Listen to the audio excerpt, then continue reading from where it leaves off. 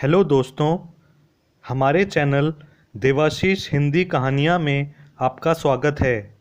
अगर आपने अभी तक चैनल को सब्सक्राइब नहीं किया है तो नीचे दिए गए लाल बटन को दबाकर सब्सक्राइब कर लें।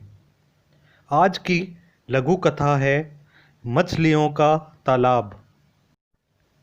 एक गांव में बहुत भले लोग रहते थे, परंतु गांव का प्रधान चतुर सिंह अपने नाम के अनुरूप सचमुच बहुत चालाक और चतुर था।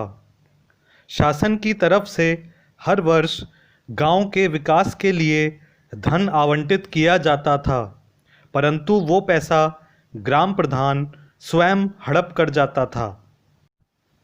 इस वर्ष भी गांव के विकास के लिए लाखों रुपए आवंटित किए गए थे। ग्राम प्रधान ने कहा कि हम गांव में मछली पालन करेंगे, एक तालाब खुदवाया जाएगा और फिर उसमें पानी भर के मत्स्य पालन किया जाएगा।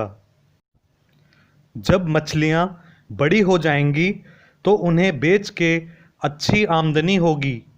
साथ ही तालाब खोदने के लिए हमारे ही गांव के लोग लगाए जाएंगे।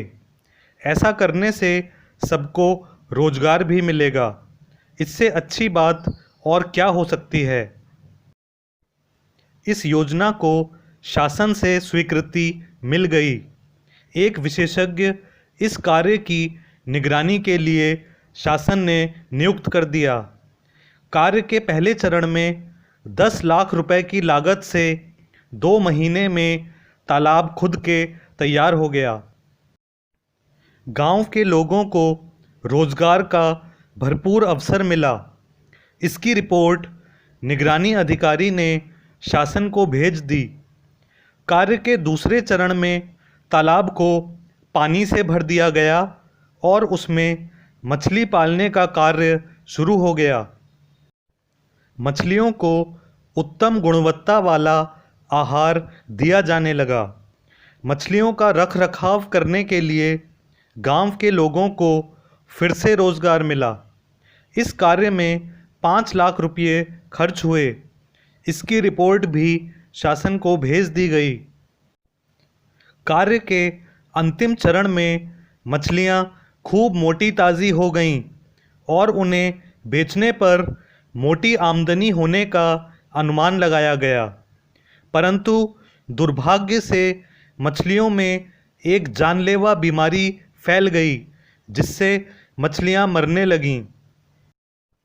ये बीमारी मछलियों को खाने से पक्षी और अन्य जीव जंतुओं को ना लग जाए, इसके लिए तत्काल प्रभाव से तालाब को पाटने के आदेश ले लिए गए।